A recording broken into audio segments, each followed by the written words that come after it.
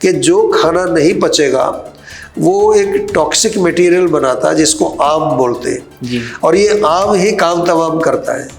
यही एक ऐसा टॉक्सिक मटेरियल है जो सैकड़ों बीमारियां हमारे शरीर में पैदा करता है।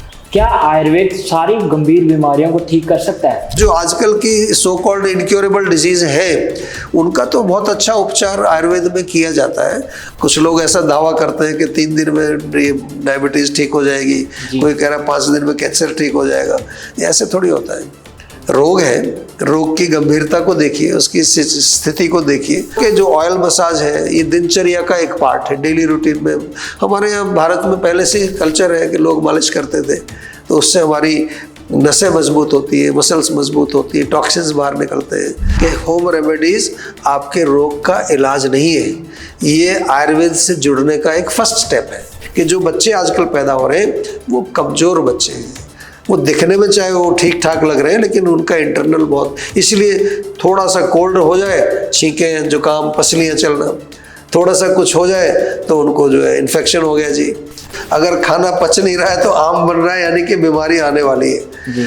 और अगर पूर्ण रूप से पच गया तो आपके शरीर में अच्छे धातु बनेंगे, सारे धातु बनेंगे, शुक्र बनेगा, ओजस बनेगा, मजबूती रहेगी, चेहरे पर तेज होगा, चमक होगी, आपका जो है आप 100 साल में भी युवा दिखेंगे। इस तरह की आयुर्वेद में वर्णन है। पूरी दुनिया में जो हेल्थ रिलेटेड जो टॉपिक्स चल रहे हैं ना, अब आपको समझ आने लगेगा कि यार ये सारा, चाहे वो कोई प्रोडक्ट बनाया किसी ने, चाहे कोई डिटॉक्स की टेक्निक है, चाहे कोई फास्टिंग की टेक्निक है, चाहे कोई और कोई ऐसी टेक्निक है जो इसको कह रहे हैं कि इससे आपका बॉडी जो स्वस्थ होगा। अब आपको समझ आएगा कि 2 ही काम कर रहे हैं लोग। एक तो आम को पचाने के लिए कोई उन्होंने सिस्टम बना दिया, दूसरा अग्नि को मजबूत रखने के लिए कोई सिस्टम बना दिया। इसीलिए आयुर्वेद में बहुत पहले से उन्होंने ये सारे नियम बनाए थे। शुगर को स्लो पॉइजन माना जाता है, ऐसा क्यों है? स्लो पॉइजन इसलिए है शुगर, क्योंकि शुगर केवल डायबिटीज़ तक ही सीमित नहीं रहती है कि ब्लड शुगर बढ़ गया, आपने गोली ले ली, उससे कंट्रोल हो गया। वो धीरे धीरे अंदर आपके हार्ट को डैमेज करती है, आपकी किडनी को ख़राब करती है, आपकी नसों को ख़राब करती है, आँखों में ब्लाइंडनेस पैदा करती है। बहुत लंबी लिस्ट है शुगर की कॉम्प्लिकेशंस। अब सबसे बड़ी बात यह कि जो आप पैकेट वाला दूध पी रहे हैं वो तो ख़राब ही नहीं होता। अमेरिका में तो एक दूध मिलता है 6 महीने तक ख़राब नहीं होता जी। तो उसमें कितना हैवी प्रोसेसिंग किया है, नहीं तो दूध तो जो है 24 घंटे में ख़राब हो जाएगा अगर आप उसको रखेंगे तो।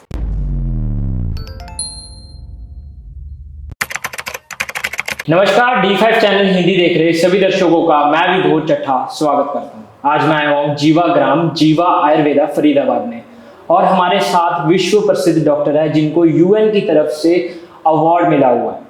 वर्ल्ड के इकलौते ऐसे डॉक्टर हैं जिन्हें UN ने अवार्ड दिया है, और ये बहुत सारे प्रचार प्रसार करते हैं आयुर्वेदा का। वर्ल्ड की पहली आयुर्वेदिक वेबसाइट भी बनाई इन्होंने, और टेलीमेडिसिन के पायनियर भी हैं। डॉक्टर साहब, आपका बहुत बहुत स्वागत है। थैंक यू वेरी मच, बहुत धन्यवाद आपका। सर, आप अपने जीवन के बारे में बताइए कि और आपका एम क्या है, ये भी बताइए। देखिए, हमारा ये जो जीवा संस्थान है पूरा, इसमें मुख्य रूप से 3 विभाग हैं हमारे। आयुर्वेद के बारे में तो आपने जिक्र किया, आयुर्वेद के साथ साथ 2 विभाग और हैं। एक हम स्कूल चलाते हैं फरीदाबाद में, जिसमें हमारा मेन उद्देश्य ये है कि जो हमारी प्राचीन शिक्षा पद्धति थी, वैदिक शिक्षा पद्धति, और जो अंग्रेजों ने बदल दी थी, लॉर्ड मैकाले का जिक्र आपने सुना होगा कि लॉर्ड मैकाले ने हमारी शिक्षा पद्धति बदली, तो उसको दोबारा से रीएस्टेब्लिश करने के लिए हमने 30 साल पहले एक स्कूल शुरू किया। और आज हम बड़े गर्व के साथ ये कहते हैं कि जो नेशनल एजुकेशन पॉलिसी जो गवर्नमेंट ने बनाई, हमारा एकमात्र ऐसा स्कूल है जहाँ हम ऑलरेडी वो इम्प्लीमेंट कर चुके हैं। और तीसरा विभाग हमारा जो है वो वृंदावन में है। हम 3 भाई हैं, तीनों भाई एक डिपार्टमेंट हम हेड करते हैं। और वो जो वृंदावन में है, वैसे IIT से एमटेक उन्होंने किया था बहुत साल पहले, अमेरिका भी गए, लेकिन वहाँ से संन्यास लेकर के वो वापस आए। वो जब वापस आए तो हमारा तीनों भाइयों का एक विचार बना कि हमें कुछ अलग करना चाहिए, समाज के लिए कुछ अच्छा काम करना चाहिए। तो तब हमने डिसीजन लिया कि हम जीवा संस्थान की स्थापना करके 3 विभाग में, आयुर्वेद, शिक्षा और जिसको हम संस्कृति बोलते हैं, या हम सिंपल भाषा में कहें तो स्वास्थ्य, शिक्षा और हमारी जो स्पिरिचुअलिटी जो है, जो कि आजकल बहुत आवश्यक है। स्वास्थ्य की दृष्टि से भी हम देखें, अगर हम देखें कि आजकल लोग बीमार क्यों हैं, तो एक तो सीधी सी बात है, हमें समझ में आता है कि खान पान लोगों का बिगड़ गया है, लाइफस्टाइल बिगड़ गया है, तो बड़ी कॉमन सी चीज़ है। लेकिन उससे बड़ी जो समस्या आजकल है, खास तौर से हमारा जो यूथ है, जो जनरेशन हमारी यंग जनरेशन है, उनको मेंटल और इमोशनल लेवल पर बहुत सारी प्रॉब्लम्स हैं आजकल, बहुत सारे कन्फ्यूजन है। और थोड़ा और डीप में जाएं, स्पिरिचुअल लेवल पर अगर हम जाएं, थोड़ा सा अगर समझने की कोशिश करें कि ये पूरा जो हमारा जो सिस्टम है, इसके बारे में कुछ ज़्यादा हमें पढ़ाया नहीं जाता। तो उसी तरह की बात है, समझ लीजिए कि आपको मैं एक बढ़िया कार दे दूं और आपको कार के बारे में कुछ नहीं पता, ना आपको ट्रैफिक रूल पता, ना आपको ये पता कि गियर कैसे बदलते हैं, और मैं बोलूँ ये गाड़ी चलाओ आप, तो शायद आप तुक्के से चला लोगे थोड़ी बहुत दूर, पर एक्सीडेंट तो होना है। तो हमारा यही स्थिति है आजकल कि हम ये जो पूरा हमारे पास ये जो सिस्टम है, जिसको हम ह्यूमन सिस्टम कहते हैं जी, इसके बारे में तो किसी ने पढ़ाया नहीं। हमने बहुत कुछ पढ़ा है अपने स्कूल में, कॉलेज में, लेकिन क्या हमने कभी ये पढ़ा कि हमारा जो लिवर है वो कहाँ है शरीर के अंदर, किडनी कहाँ रहती है, क्या काम करते हैं, हमारा हार्ट कैसे काम करता है। थोड़ा बहुत बायोलॉजी पढ़ी है लेकिन ज़्यादा डिटेल में नहीं पढ़ा। और इनको कैसे स्वस्थ रखा जाए, एक परिवार जैसे होता है आपका, मान लो आपके बच्चे हैं, तो बच्चों को आप किस तरह से जो है देखभाल करते हैं, तो ये भी सारे अंदर ऑर्गन्स हमारे बच्चों जैसे ही हैं बिल्कुल, लेकिन इनकी देखभाल नहीं करते हैं। इनको कुछ ना कुछ ऐसी चीज़ें डालते रहते हैं कि जो लिवर को फैटी बनाती है, कोई हार्ट में ब्लॉकेज होती है, किडनी खराब होती है, पेट खराब होता है।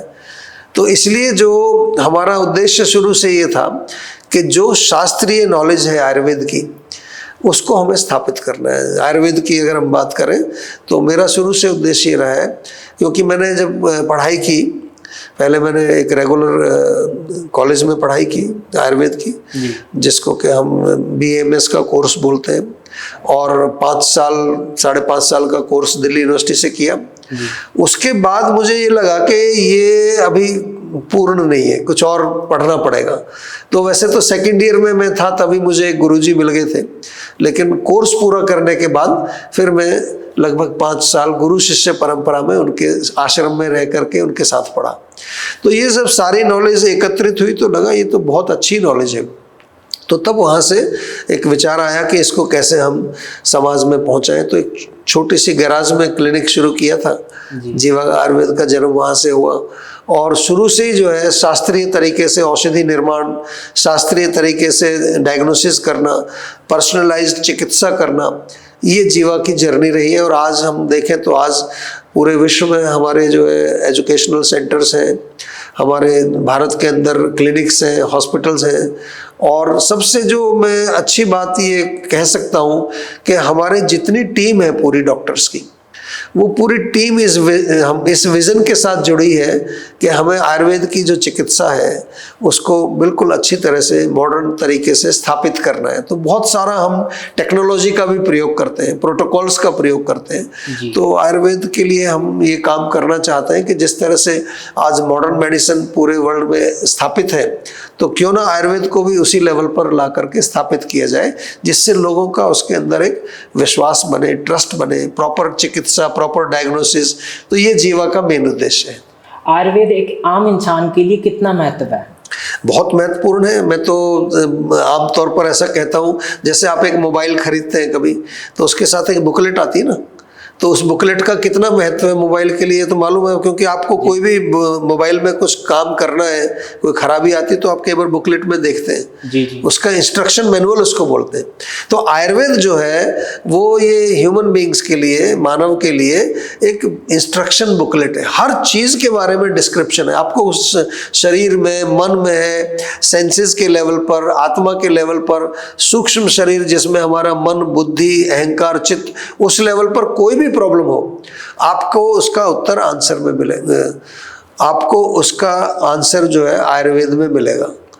तो इसलिए for everybody who wants to be healthy, everyone who wants to be happy, उसके लिए आयुर्वेद आवश्यक है। या मैं दूसरी भाषा में कहूँ कि जिन लोगों के पास शरीर है और जिन लोगों के पास मन है और जिन लोगों के पास आत्मा है उनको तो आयुर्वेद देखना ही पड़ेगा, क्योंकि उनका कैसे फंक्शन करते हैं, उसको नॉर्मल कैसे रखना है, एबनॉर्मल हो जाए तो उसको ठीक कैसे करना है, वो सारा तो आयुर्वेद में वर्णन है। तो ये केवल एक चिकित्सा शास्त्र ही नहीं है, ये जीवन जीने की एक शैली है, एक जीवन जीने का शास्त्र है। इसीलिए इसको कई बार कहते हैं कि ये आयु का वेद है। आयु मतलब हमारा जीवन पूरा जो है उसका ये वेद है, उसके बारे में नॉलेज है।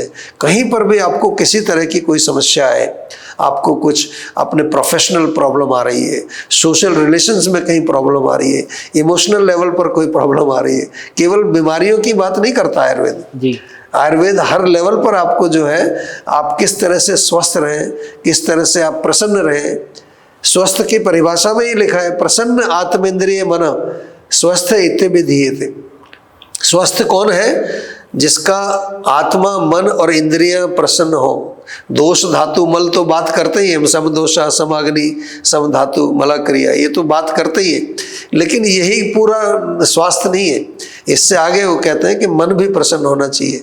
तो आजकल आप देखते हैं, हो सकता है आप जाएं टेस्ट कराने, सारे टेस्ट नॉर्मल आते हैं जी। तो हमारे पास बहुत पेशेंट आते हैं, सारे टेस्ट नॉर्मल है, लेकिन ये फलानी तकलीफ हो रही है, क्योंकि शरीर से आगे भी आयुर्वेद बात करता है जी। मन की बात करता है, सूक्ष्म शरीर की बात करता है। बहुत अच्छी प्रैक्टिकल नॉलेज है, और ये कोई ऐसी नॉलेज नहीं है कि जिसको प्रैक्टिस नहीं कर सकते। हर व्यक्ति इसको आसानी से प्रैक्टिस कर सकता है और सुखी और स्वस्थ बन सकता है। स्पिरिचुअलिटी का आयुर्वेद से क्या कनेक्शन है? स्पिरिचुअलिटी शब्द को पहले समझना जरूरी है। आजकल स्पिरिचुअलिटी के नाम पर भी बहुत कुछ चल रहा है, ऐसे तो हर फील्ड में बहुत कुछ चल रहा है, आयुर्वेद में भी बहुत कुछ चल रहा है और चीज़ों में चल रहा है। देखिए, स्पिरिचुअलिटी का सिंपल शब्द क्या है? जैसे एक शब्द होता है ना फिजिकल, फिजिकल का मतलब जो हमारे शरीर से संबंधित कोई चीज़ हो उसको फिजिकल बोलते हैं। कोई माइंड से संबंधित चीज हो तो उसको मेंटल बोलते हैं, कि माइंड से, या साइकोलॉजिकल बोल देते हैं उसको। इसी तरह से स्पिरिट, जिसको सोल या स्पिरिट कहते हैं, आत्मा को, तो उससे संबंधित कोई भी जो ज्ञान है उसको स्पिरिचुअल बोलते हैं। तो क्योंकि वास्तव में मैं आत्मा हूँ, मैं इस शरीर नहीं हूँ, मैं मन नहीं हूँ, मैं तो इस शरीर में रहता हूँ, तो मुझे अपने बारे में जो ज्ञान होना चाहिए कि आत्मा क्या है, आत्मा के गुण क्या हैं, आत्मा को हम किस तरह से जो है एक तरह से संतुष्ट रखें, आत्मा को किस प्रकार से प्रसन्न रखें, किस तरह से उसको कंटेंटेड रखें, या आत्मा से कैसे कनेक्ट करें। फिर दूसरा, ये आत्मा आती कहाँ से, इसका जो है सोर्स कहाँ है, एनर्जी का सोर्स कहाँ है, ये सब जो ज्ञान है इसको स्पिरिचुअलिटी बोलते हैं। स्पिरिचुअलिटी का मतलब केवल इतना नहीं है कि आप कहीं गए मंदिर में, मत्था टेका, थोड़ा सा प्रसाद चढ़ाया, ठीक है, वो that's also part of the journey. लेकिन वास्तव में अगर हम गहराई में जाएं तो हर मनुष्य का एक ये ध्येय, एक ये उद्देश्य, ये एम होना चाहिए कि मैं पहले अपने आप को तो जानूं कि मैं कौन हूँ, ये मैं कहाँ से आया इस शरीर के अंदर, और इसी शरीर जब छूटेगा तो कहाँ जाऊंगा। तो ये जो विषय है ये स्पिरिचुअलिटी का विषय है, बहुत अच्छा विषय है, और ये आयुर्वेद में बहुत अच्छा वर्णन इसका है। आयुर्वेद, इसलिए मैंने कहा कि आयुर्वेद केवल एक चिकित्सा शास्त्र तक ही सीमित नहीं है, ये पूरा जीवन का एक पूरा शास्त्र है। आपको किसी भी तरह का कोई भी अगर कोई कष्ट है, कोई आपको ज्ञान चाहिए तो आयुर्वेद में मिलेगा। एक स्वस्थ इंसान ऐसी क्या गलतियां करता है जिससे कि वो बीमार पड़ता है? देखिए, सबसे पहले तो अगर मैं काफ़ी गहराई से बातें कर रहा हूँ आपको, तो अगर हम आयुर्वेद के शास्त्र की दृष्टि से देखें तो सबसे बड़ी गलती करता है कि हमारे पास बुद्धि होती है ना जी, इंटेलिजेंस, जानते हैं आप, बुद्धि सबके पास है, आपके पास भी है। तो बुद्धि का दुरुपयोग आयुर्वेद में बड़ा स्पष्ट लिखा है, उसको प्रज्ञापराध बोलते हैं। बुद्धि का दुरुपयोग से क्या मतलब है कि ऐसी चीज़ों को सेवन करना जो मेरे शरीर के लिए हितकर नहीं है, तो मैं इसका मतलब मैं अपनी बुद्धि का प्रयोग नहीं कर रहा। मान लो आपके पास डीजल की गाड़ी है तो उसमें आप पेट्रोल तो नहीं डालोगे ना, क्योंकि आप बुद्धि का प्रयोग करके उसमें डीजल ही डालोगे। लेकिन ये जो हमारा शरीर है, ये दिखने में तो सारे एक जैसे दिखते हैं, लेकिन प्रकृति सबकी अलग अलग है। कुछ लोग वात प्रकृति के हैं, कुछ पित्त प्रकृति के हैं, कुछ कफ प्रकृति के हैं। अब तो पूरे हमारे आयुष मंत्रालय ने एक अभियान चलाया हुआ है, देश का प्रकृति परीक्षण। तो अच्छा अभियान है, हम लोग तो बहुत सालों से चलाते हैं। जीवा में तो हमारे यहाँ बहुत सालों से एक टेस्ट हमने बनाया हुआ है। तो सबसे बड़ी जो गलती हम करते हैं वो ये कि हम अपने आप को जानते नहीं है कि मेरा शरीर क्या है। सिंपल भाषा में कहें तो मेरी प्रकृति क्या है। आपने देखा होगा ना, एक ही घर में एक व्यक्ति ऐसा है कि वो मिर्च कितनी खा लेता है उसको कोई फर्क नहीं पड़ता, दूसरे को थोड़ी सी मिर्च खिलाए तो एकदम से उसको एसिडिटी हो जाती है, सिर में दर्द हो जाता है। तो आयुर्वेद की दृष्टि से देखें तो जब हम अपनी प्रकृति के विपरीत कोई भी खान पान या लाइफस्टाइल या अपने मन को विचलित करने के लिए, एजिटेट करने के लिए, जिसको हम राजसिक और तामसिक एक्टिविटीज वो अगर हम करते हैं, उनको मानसिक दोष बोलते हैं, रजोगुण और तमोगुण, तो फिर हमारे शरीर में बीमारी आती है। और सरल भाषा में मैं समझाऊं तो गलती यही करता है आदमी कि खाना गलत खाता है और लाइफस्टाइल उसका गलत होता है। और आजकल एक तीसरी चीज और जुड़ गई है इसमें, वो है मानसिक तनाव। तो 3 चीजें हैं, आहार, विहार और मानसिक तनाव, जो कि मुख्य रूप से हमारे शरीर में रोगों को पैदा करने का एक कारण माना गया है। एक परफेक्ट भोजन कैसा होना चाहिए? परफेक्ट भोजन की परिभाषा ये होती है, सबसे पहले हम अगर बात करें तो आयुर्वेद में लिखा है क्वालिटी ऑफ फूड। जो भी कुछ आप खाते हैं, आप अपनी कार में भी जो ईंधन डालते हैं तो अच्छी क्वालिटी का डालते हैं ना जी। तो ये जो हमारी कार है इसमें गार्बेज क्यों डालते हैं, जंक फूड क्यों डालते हैं? आजकल लोग खाते हैं ना जंक फूड। जी। तो ये प्रज्ञा पराधीशी से मेरा मतलब था कि बुद्धि का दुरुपयोग करते हैं। मतलब ये तो है कि ऐसी हमारी एक विशेष हमारे पास एक धरोहर है कि ये दोबारा नहीं मिलेगी। कार तो आप दूसरे भी खरीद लोगे जी, कोई और गैजेट है वो खराब हो जाए, टूट जाए, दूसरा ये एक बार गया तो इसको थोड़ी खरीद सकते हो। बहुत सारे लोगों के पास कितना पैसा है, पर क्या पैसे से वो अपने स्वास्थ्य को खरीद सकते हैं? हमने कितने उदाहरण देखे हैं ऐसे।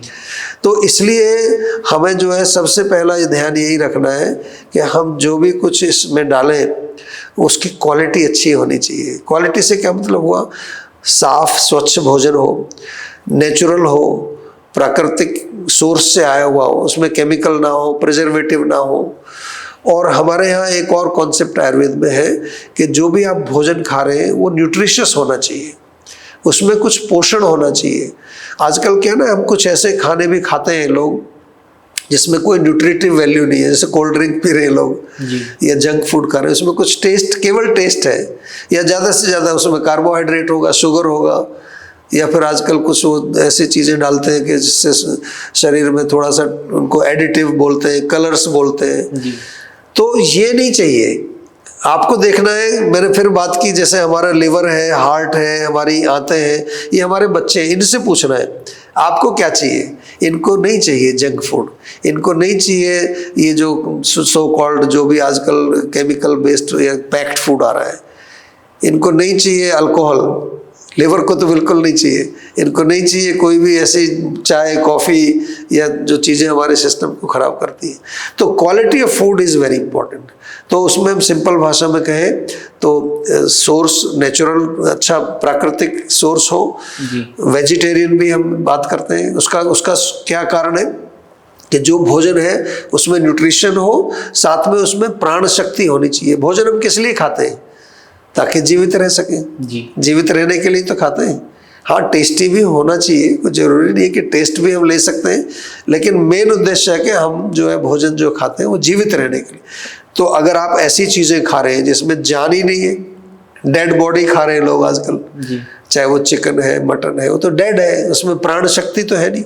प्रोटीन हो सकता है, लेकिन उससे बेहतर प्रोटीन है हमारे पास। आप सोयाबीन खाइए, चना खाइए, मूंग खाइए। घोड़ा क्या खाता है? चना खाता है, कितना मजबूत रहता है जी। तो ये सारी चीज़ें क्वालिटी। दूसरा क्वांटिटी ऑफ फूड बहुत इंपॉर्टेंट है, कितना खाना चाहिए, ये भी समस्या है। अच्छा फूड है तो इसका मतलब ये नहीं कि ज़्यादा खा जाओ। हमारा जो स्टमक है उसका साइज इतना होता है, एक मुट्ठी के बराबर जी। तो आयुर्वेद में लिखा है कि उसका 2/3 भरना चाहिए, 1/3 खाली छोड़ना चाहिए। वो प्रॉपर क्वांटिटी, क्योंकि प्रॉपर पचेगा तो आपके शरीर में पूरा वो पोषण कर पहुंचाएगा। और अगर पचेगा नहीं तो आयुर्वेद का एक बड़ा अच्छा नियम है, इसको सभी लोग सुन लें, दर्शक लोग, कि जो खाना नहीं पचेगा वो एक टॉक्सिक मटेरियल बनाता है जिसको आम बोलते हैं। और ये आम ही काम तमाम करता है।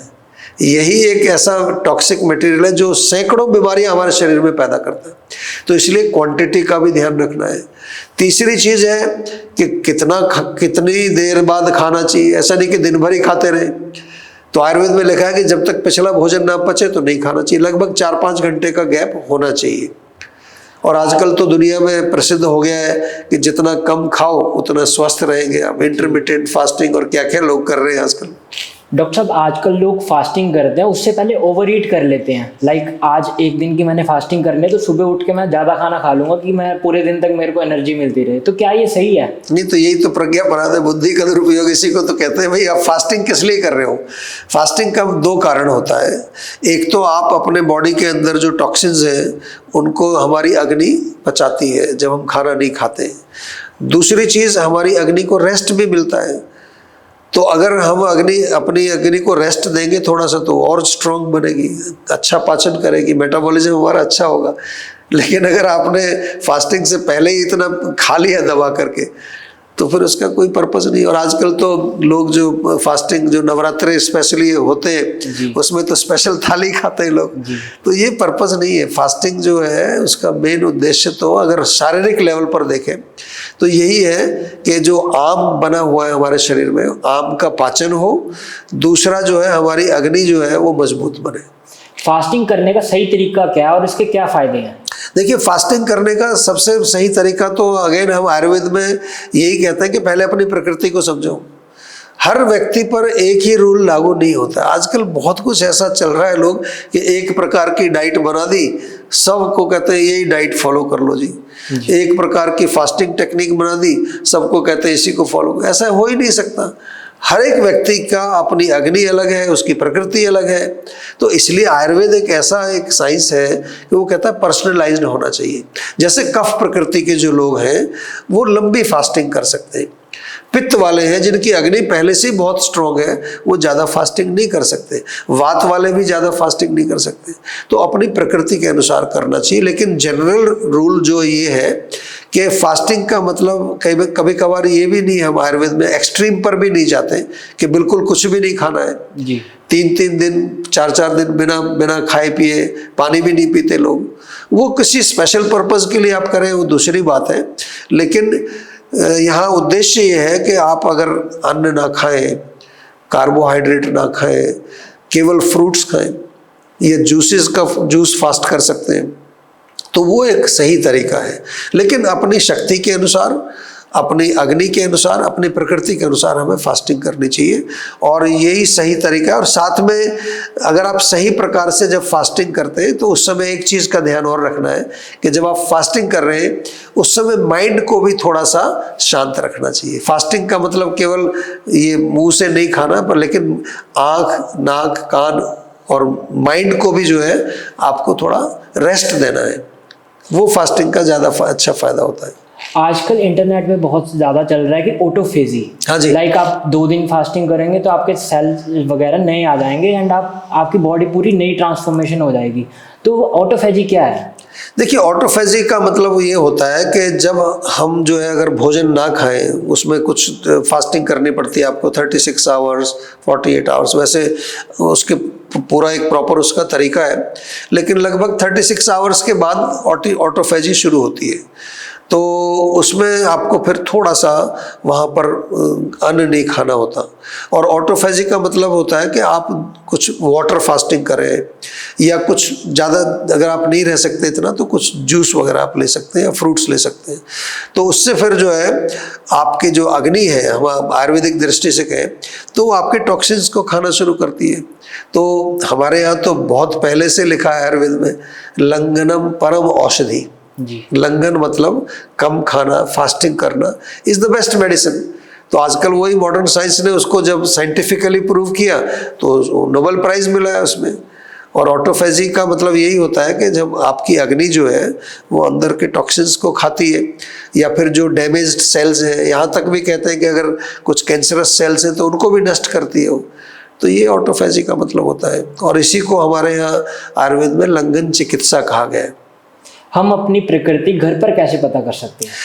घर पर पता करने के लिए आपको थोड़ा सा एक टेस्ट हमारा लेना पड़ेगा। हमारी वेबसाइट पर जाए jiva.com, उस पर एक VPK jiva.com/VPK, या वहाँ पर आप अगर सर्च करेंगे कि हाउ टू डिटरमाइन योर प्रकृति कॉन्स्टिट्यूशन, तो एक टेस्ट मिल जाएगा। नहीं तो आप हमारे jiva.com पर जो हमारे कॉन्टेक्ट नंबर्स हैं वहाँ संपर्क करके वो डाउनलोड कर सकते हैं फॉर्म, और उसमें कुछ क्वेश्चन आपको आंसर करने पड़ते हैं, उससे आपकी प्रकृति मालूम चलती है और उसका सजेशन भी मिलता है आपको कि क्या खाना चाहिए क्या नहीं खाना चाहिए।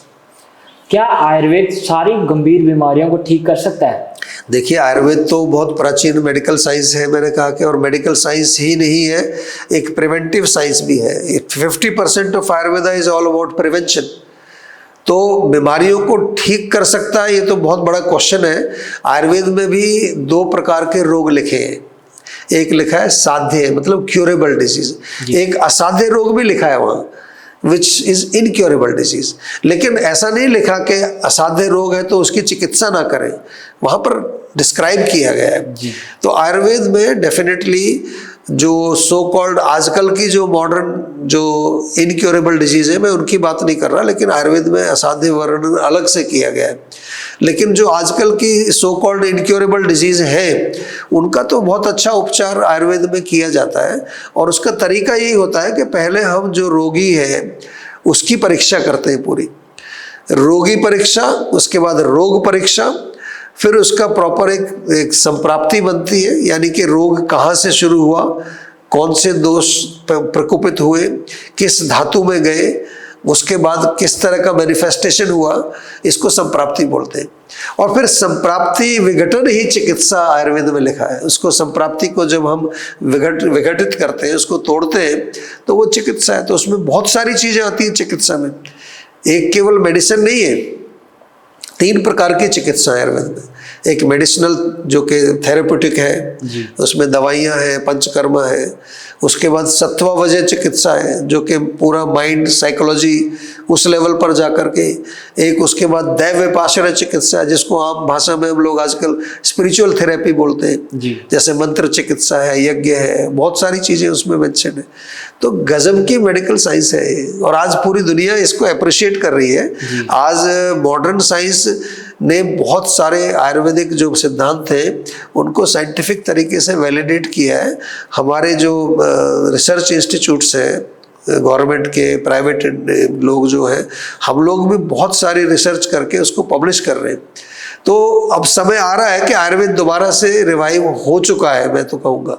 और आगे अगले 10 साल में न केवल भारत में, पूरे विश्व में जो है आयुर्वेद का प्रचार प्रसार बढ़ने वाला है। और उसमें मैं तो ये कह सकता हूँ कि हम जीवा ने बहुत काम किया है, और हम आगे भी हमारे काफ़ी प्लानिंग है। अभी जापान में हम एक हॉस्पिटल के साथ काम शुरू कर रहे हैं।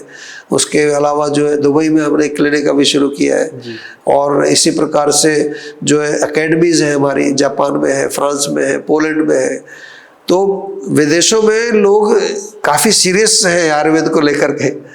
हमारे यहाँ थोड़ा फिर भी लोग अभी होम रेमेडीज वगैरह में उलझे हुए हैं। यहाँ के लोगों को उतनी नॉलेज नहीं है जितनी वेस्ट के लोगों को है। नहीं, नॉलेज तो यहाँ है, लेकिन हमने अपनी नॉलेज को थोड़ा एक बैक स्टेज रखा हुआ है। नॉलेज तो हमारी किचन में ही पड़ी हुई है। जो हमारी जो रसोई है, भारतीय रसोई, उसमें आप देखिए जो खाना पकाने का तरीका है, उसमें क्या क्या नहीं है। हल्दी है, धनिया है, सौंठ है, सारी चीज़ें हैं। जिसको आज हल्दी को ही ले लो, अब हल्दी इतनी पॉपुलर हो गई है पूरी दुनिया में, उनको अब मालूम चला है कि हल्दी में क्या गुण होते हैं। यहाँ हजारों वर्षों से चल रहा है।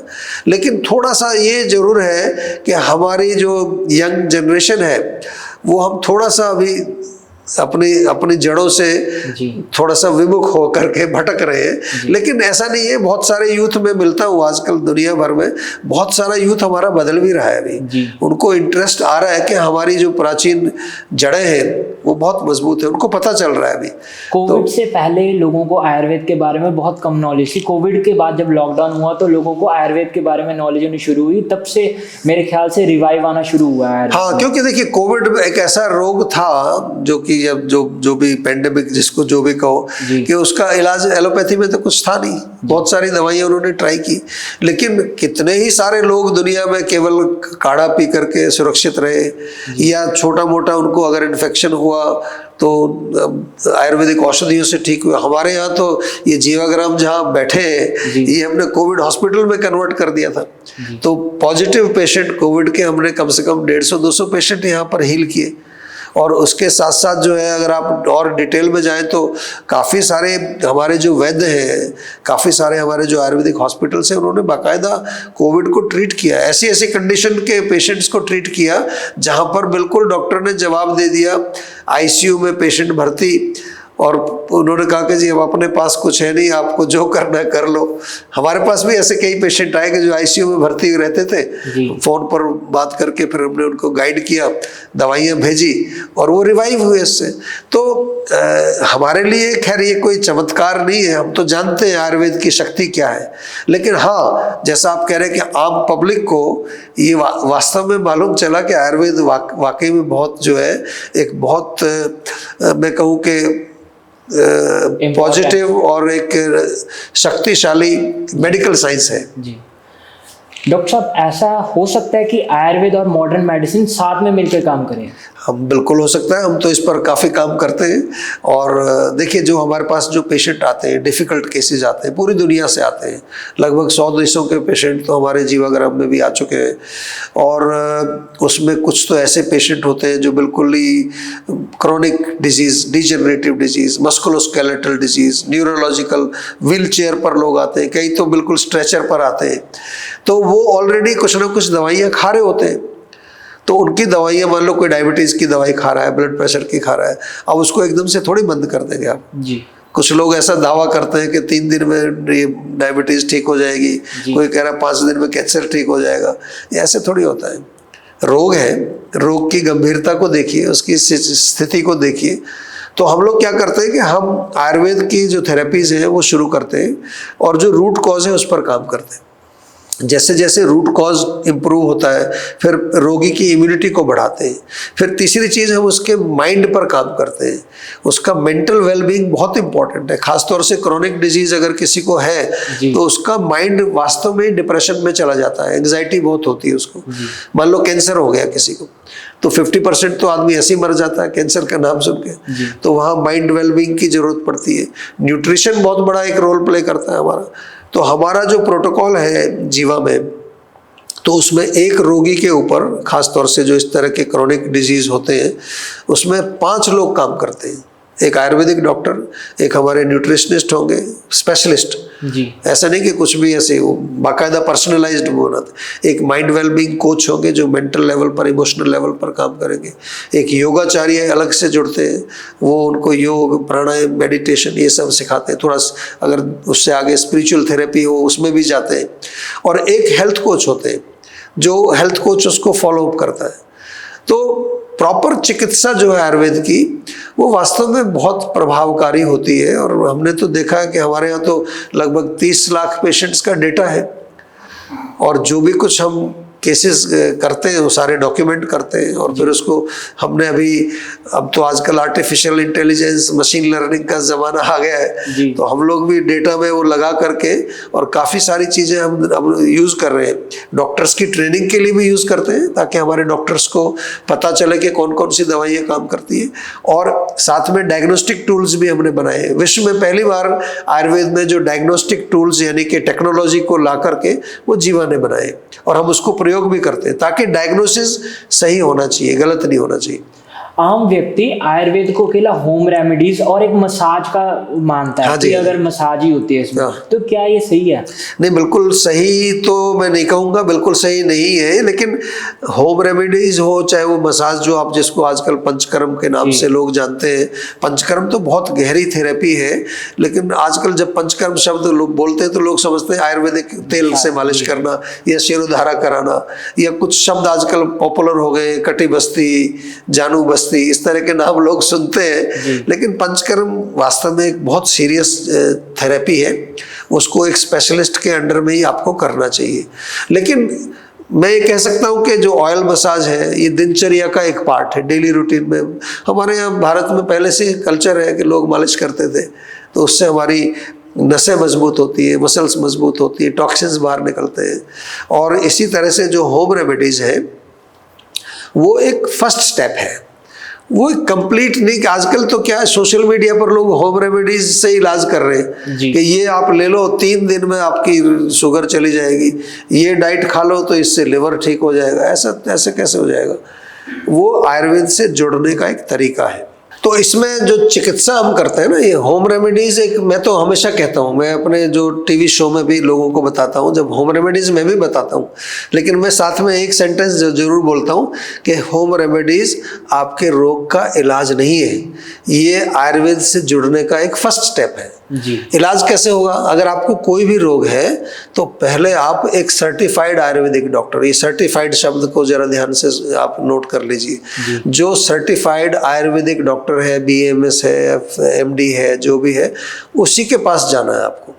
ये मैं इसलिए कह रहा हूँ कि आजकल सोशल मीडिया पर बहुत सारे लोग वो कुछ भी आपको घोल पी के कुछ बताते हैं कि ये घोल के पी लो और इससे आप 5 दिन में ठीक हो जाएंगे, और कुछ लोग तो कहते हैं शर्तियाँ ठीक हो जाएंगे। तो ऐसा नहीं है।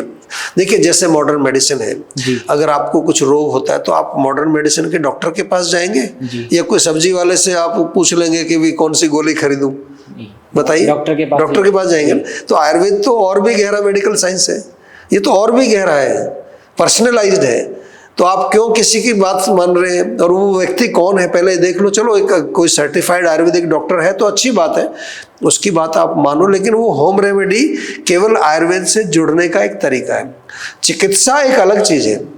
चिकित्सा में आपको सर्टिफाइड डॉक्टर के पास जाना है, वो आपकी पर्सनल कंसल्टेशन करेंगे, आपका पर्सनल डायग्नोसिस बनाएंगे, फिर पर्सनल दवाइयाँ देंगे। ये भी एक बड़ी चल गई है आयुर्वेद में आजकल कि ये डायबिटीज़ की गोली है, ये कोलेस्ट्रॉल की गोली है, ये ब्लड प्रेशर की गोली है, और लोग उसको बेच रहे हैं इसी तरह से। ये भी आयुर्वेद नहीं है। आयुर्वेद तो प्रकृति आपकी कौन सी है, विकृति क्या है, आपकी आयु कितनी है, आप कहाँ के रहने वाले हैं, आपका फैमिली बैकग्राउंड क्या है, आपका मनोबल कैसा है, आपका शारीरिक बल कैसा है, आपका जो है बहुत सारी चीज़ें, आपके प्रोफेशन में क्या चल रहा है, फाइनेंशियल क्या चल रहा है, सोशल में क्या चल रहा है। हमारे यहाँ तो जब आप आते हो तो सारी चीज़ हमारे यहाँ पूछी जाती हैं। नींद कैसी आती है, डाइजेशन कैसा है, आपका बाउल मूवमेंट्स कैसा है, ये सारी चीज़ें जिसको मैंने शुरू में कहा, रोग परीक्षा और रोगी परीक्षा दोनों करके फिर डायग्नोसिस बनता है, फिर उसके अनुसार दवाई बनाई जाती है। ऐसा नहीं कि कोई पहले से बनी बनाई दवाई उठा के दे दी, वो आयुर्वेद नहीं है। तो जीवा का मेन उद्देश्य यही है। डॉक्टर साहब, आजकल छोटे छोटे बच्चे बीमार हो रहे हैं और उनको गंभीर बीमारियां हो रही हैं, तो ऐसा ये क्या कारण हो सकता है? देखिए, ये बहुत अच्छा प्रश्न आपने किया है, और मैं इसको कई बार बोलता हूँ कि ये एक हमारा एक ऐसा सब्जेक्ट है कि जो बच्चा है उसका निर्माण कब शुरू होता है? गर्भ में जब कंसेप्शन होता है, वहाँ से बच्चे का निर्माण शुरू होता है। और उससे भी पहले चले जाओ, कंसेप्शन जब होता है तो किस चीज़ से होता है? स्पर्म और एग जी। तो वो स्पर्म किस क्वालिटी का है, उसमें कुछ दम है कि नहीं है? एग किस क्वालिटी का? जैसे आप एक फसल उगाते हो तो पहले आप जो है अच्छी क्वालिटी का बीज लाएंगे ना जी। तो हमारे यहाँ पर पता ही नहीं है लोगों को कि किस तरह से बच्चा पैदा करना है। तो हमारे यहाँ जीवा में तो एक आयुर बेबी करके प्रोग्राम हमने चलाया हुआ है, बहुत सालों से चलाते हैं। उसमें जो दोनों कपल्स को हम 3 महीने पहले बुलाते हैं, कंसेप्शन से पहले जी। 1 महीना उनका डिटॉक्स करते हैं, फिर 2 महीने पूरा नरिशमेंट करते हैं, फिर कंसेप्शन होता है, फिर पूरे 9 महीने जो महिला है उसका मंथली रेजिमेन होता है, इस महीने क्या खाना है, दूसरे महीने पूरा, फिर पोस्ट नेटल केयर। तो ये बना एक आपका अच्छा प्रोडक्ट जिसको कहते हैं आयुर बेबी, आयुर्वेदिक बच्चा जी। तो आजकल क्या हो रहा है कि जब बच्चा पैदा हो रहा है वो उसकी इम्यूनिटी बहुत कमजोर है, और इम्यूनिटी का केवल शारीरिक बल से मतलब नहीं है, उसका जो मानसिक लेवल है। क्योंकि जब गर्भवती महिला है, उस समय गर्भ जब धारण किया उसने, तो उस समय पता नहीं क्या खा रही है वो। अब तो ऐसी महिलाएं हैं वो स्मोकिंग भी करती हैं, जंक फूड भी खा रही हैं, और सबसे बड़ा जो नुकसान होता है जो मेंटल स्ट्रेस उनका होता है।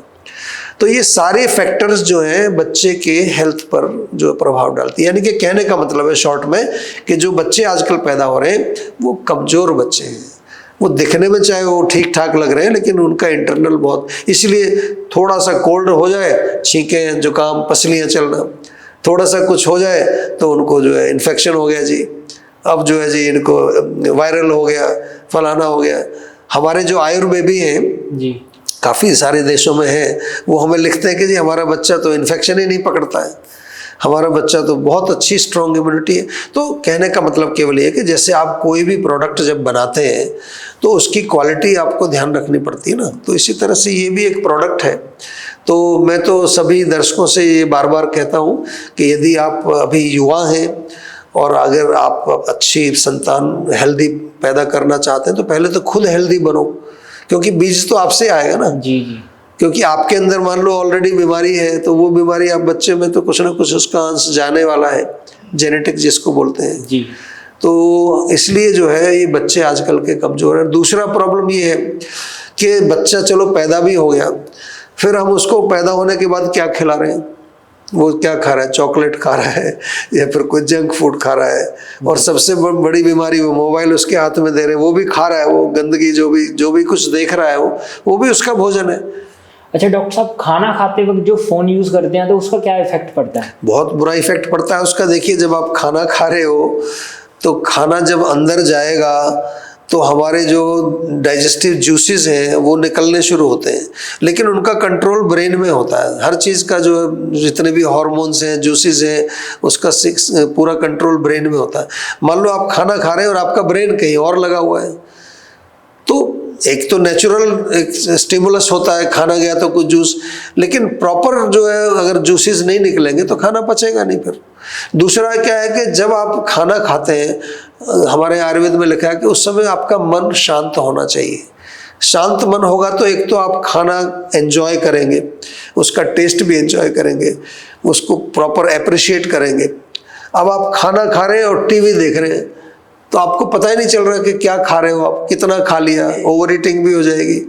फिर आप उधर कुछ ऐसा कुछ चल रहा है फ़ोन में, उधर एंग्जाइटी हो रही है, तो फिर वो खाना पचेगा नहीं। ये तो हमारे आयुर्वेद में क्या मॉडर्न साइंस भी मानती है कि अगर खाना खाते समय आपका माइंड जो है वो एंग्शियस है, नर्वस है, तो खाना पचेगा नहीं आपका। और खाना नहीं पचेगा तो एक बात मैं फिर याद दिला दूँ, तो आम बनेगा तो काम तमाम करेगा। तभी करके हर चौथे इंसान को कॉन्स्टिपेशन है। बिल्कुल, पेट खराब होता है उसका, क्योंकि आजकल तो मॉडर्न साइंस कह रही है गट ब्रेन कनेक्शन, जी, ब्रेन और गट का कनेक्शन है। तो इसलिए खाना खाते समय जो है हमारे को माइंड बिल्कुल रिलैक्स रखना चाहिए, और यही हमारी भारतीय संस्कृति है, आराम से बैठकर शांति से। बल्कि हम तो कहते हैं खाना खाते समय ज़्यादा शोर शराबा भी नहीं होना चाहिए। आजकल तो लोग रेस्टोरेंट में जाते हैं, वहाँ इतना शोर है, पता नहीं कई जगह तो लाउड म्यूजिक चल रहा है, वहीं पर लोग खाना खा रहे हैं। तो यही कारण है कि हमारा पेट खराब है, उससे कब्ज होती है, इंडाइजेशन होता है, अपच होता है, एसिडिटी होती है। तो बात वहीं आती है घूम फिर के, बुद्धि तो है हमारे पास, लेकिन उसका दुरुपयोग हम करते हैं, सदुपयोग नहीं करते हैं। मिसयूज ऑफ इंटेलिजेंस और एब्यूजिंग योर इंटेलिजेंस, इसको प्रज्ञापराध, ये शब्द जो है सभी दर्शक अच्छी तरह से याद कर लें। प्रज्ञापराध हमको नहीं करना है, बुद्धि का प्रयोग करना है। ये हमारे लिए बहुत वैल्यूएबल एक हमारी गिफ्ट है, भगवान ने दी है।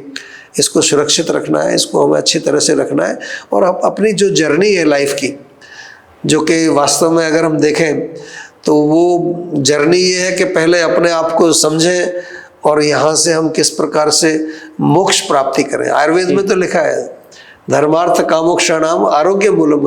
हमें हेल्थ क्यों चाहिए, मोक्ष, हम हेल्दी क्यों रहना चाहते हैं, ताकि धर्म अर्थ काम मोक्ष सबका हम अच्छी तरह से पालन करें। उसमें ये नहीं कि केवल मोक्ष प्राप्ति के लिए नहीं, अर्थ भी कमाइए लेकिन एथिकल तरीके से अर्थ कमाइए, एंजॉयमेंट भी करिए लेकिन एथिकल तरीके से, धर्म के साथ धर्म का पालन करते हुए अर्थ कमाइए, धर्म का पालन करते हुए आप जो है एंजॉय करिए, काम जिसको कहते हैं, तो फिर आप ऑटोमेटिकली मोक्ष प्राप्ति हो जाएगी।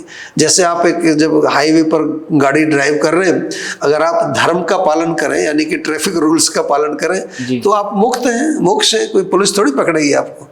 और नहीं तो आजकल हिडन कैमरा लगे हुए हैं, जहां आपने गड़बड़ करी तो चालान आपके घर आ जाएगा। इसी तरह से हमारे अंदर भी हिडन कैमरा लगे हुए हैं। तो कोई ये ना समझे लोग कि भाई हम तो कोई देख नहीं रहा है, कुछ गड़बड़ कर लेते हैं, चीटिंग कर लेते हैं। नहीं नहीं नहीं, चित्रगुप्त अंदर ही बैठे हुए हैं, चित्रगुप्त का मतलब अगर आप देखें, चित्र मतलब फोटो, गुप्त मतलब सीक्रेट। सीक्रेट फोटोग्राफी चल रही है अंदर आपकी, तो आप कहाँ बचोगे? तो आप भले ही आप कर लो कि नहीं मेरे को कौन देख रहा है, मैं तो बहुत, आजकल ये चल रहा है ना लोग, मैं तो बहुत सुपर स्मार्ट हूँ, मैं तो यहाँ चोरी कर लेता हूँ, मैं यहाँ, लेकिन वो सब यहीं पर आपके सामने आने वाला है, सामने ही, कहीं नहीं जाएगा वो। 3 पिलर्स के बारे में आयुर्वेद बात करता है। हाँ जी, ब्रह्मचर्य, आहार, निद्रा, ब्रह्मचर्य। जी हाँ जी, तो ये कितना इंपॉर्टेंट है एक स्वस्थ इंसान के स्वस्थ रहने में? बहुत अच्छा प्रश्न आपने विभोर जी पूछा है, क्योंकि इसको मैं सरल तरीके से समझाता हूँ आपको। इनको उपस्तंभ बोलते हैं। उपस्तंभ मतलब सपोर्टिंग पिलर्स जी। 3 उपस्तंभ नाम उसका आया है। तो स्तंभ मतलब होता है पिलर, उपस्तंभ मतलब सपोर्टिंग पिलर। तो हम सिंपल भाषा में अगर समझें तो ये पूरा जो हमारा मानव रचना है, इसके 3 पिलर हैं, शरीर, मन और आत्मा जी। Body, mind, soul. ये तो 3 स्तंभ है इसके, ट्राइपॉड है ये जी। इसलिए तीनों को ही हमें मजबूत रखना है। एक टांग अगर ढीली हुई तो बैलेंस बिगड़ेगा, बैलेंस बिगड़ेगा तो आपकी जिंदगी में डामाडोल आएगा ही आएगा। तो एक तो उन तीनों को रखना है हमें, यानी कि हमें शरीर पर भी ध्यान देना है, माइंड पर भी ध्यान देना है, और सोल, आत्मा को भी भोजन खिलाना है रोज जी। और इनके ही 3 सपोर्टिंग पिलर्स हम कह सकते हैं सरल भाषा में। शरीर के लिए भोजन है, आहार जिसको बोलते हैं जी। शरीर को हमें अगर स्वस्थ रखना है तो आहार। माइंड के लिए निद्रा है जी। Sleep is the diet of our mind. और आत्मा को अगर हमें अच्छा रखना है तो उसके लिए ब्रह्मचर्य का वर्णन किया गया है। बड़ा साइंटिफिक है, इसको डिटेल में अगर जाएंगे तो एक पूरा अलग से पॉडकास्ट इसमें कर सकते हैं, लेकिन सरल भाषा में मैं इतना ही कहता हूँ कि अपना आहार शुद्ध रखिए, अच्छी नींद रात को आनी चाहिए, गहरी नींद, कम से कम 6 घंटे की नींद तो आनी चाहिए। और तीसरी चीज़ जो है ब्रह्मचर्य के यहाँ पर जो थोड़ा सा मैं आयुर्वेदिक दृष्टि से कहूँ तो एक तो ये है कि आपने देखा होगा कि जो आध्यात्मिक लोग होते हैं, जो स्पिरिचुअल जर्नी में जाते हैं जी। जो सन्यासी लोग होते हैं, वो ब्रह्मचर्य का पालन करते हैं। क्यों? क्योंकि जब आप ब्रह्मचर्य का पालन करेंगे, यानी कि आप अपने अपने शुक्र की रक्षा करेंगे, तो आपका जो है जो एक स्पिरिचुअल अवेकनिंग आपके अंदर अच्छी होती है। आप एक स्पिरिचुअल नॉलेज को अच्छी तरह से ग्रास्प कर सकते हैं, उसको समझ सकते हैं, नहीं तो समझ नहीं आएगी। अगर जो लोग ब्रह्मचर्य का पालन नहीं करते हैं, वो कुछ स्पिरिचुअल किताबों का अध्ययन भी करें तो उनको पल्ले नहीं पड़ने वाली हो। दूसरा, अगर आयुर्वेदिक दृष्टि से देखें तो हमारे शरीर में 7 धातु हैं जी। रस, रक्त, मांस, मेद, अस्थि, मज्जा, शुक्र। तो इसमें जो शुक्र धातु है, जिसको वीर्य बोलते हैं आम भाषा में लोग, ये सबसे ज्यादा इंपॉर्टेंट है। यहाँ तक इम्पॉर्टेंट है कि आयुर्वेद में जो ब्रांचेस बनाई है चिकित्सा की, उसमें एक ब्रांच केवल शुक्र धातु को कैसे सुरक्षित रखा जाए उसी के लिए बनाई है।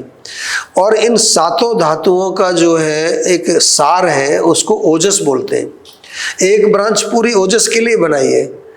और ओजस जिस व्यक्ति का कम होगा, उसका मनोबल कम होगा, विल पावर कम होगी, उसके शरीर में इम्यूनिटी कम होगी, वो बहुत कंफ्यूज रहेगा, वो नर्वस होगा, वो फियरफुल होगा, पैनिक रहेगा। तो इसलिए ओजस, क्योंकि शुक्र के बहुत क्लोज है, जितना आपका शुक्र लॉस होगा उतना ही ओजस डाउन जाएगा। तो हेल्थ की दृष्टि से भी अगर हम शुक्र को प्रिजर्व करते हैं तो हमारा ओजस अच्छा रहेगा और हम शारीरिक, मानसिक और आध्यात्मिक तीनों लेवल पर हम स्वस्थ रहेंगे। डॉक्टर साहब, आहार के बारे में बात करते हैं तो आयुर्वेद में मेरे ख्याल कहा गया है कि 2 जून भोजन की बात करेगी। 2 जून भोजन क्यों इम्पोर्टेंट है हमारे लिए? और लोग आजकल 5 या 6 बार खाना खा लेते हैं, थोड़ी थोड़ी देर बाद कुछ ना कुछ खाते रहते हैं, तो वो कितना हानिकारक है? देखिए, बहुत सिंपल प्रिंसिपल है। मैं तो बहुत सरल तरीके से आयुर्वेद को मैं समझाता हूँ लोगों को। नंबर 1, आप भोजन क्यों खा रहे हैं? ताकि आपके शरीर में पोषण और न्यूट्रिशन मिले जी। अब वो न्यूट्रिशन मिलेगा कब? मान लो आपने खाना तो खा लिया, अच्छा पौष्टिक खाना खा लिया, साफ सुथरा सात्विक भोजन, जो पौष्टिक भोजन खाया, लेकिन वो अंदर जाकर के पचना चाहिए। अगर पचेगा नहीं तो आम बनेगा। ये तो याद कर लो, आप सब लोग याद कर लो, अगर खाना पच नहीं रहा है तो आम बन रहा है, यानी कि बीमारी आने वाली है जी। और अगर पूर्ण रूप से पच गया तो आपके शरीर में अच्छे धातु बनेंगे, सारे धातु बनेंगे, शुक्र बनेगा, ओजस बनेगा, मजबूती रहेगी, चेहरे पर तेज होगा, चमक होगी, आपका जो है आप 100 साल में भी युवा दिखेंगे, इस तरह की आयुर्वेद में वर्णन है।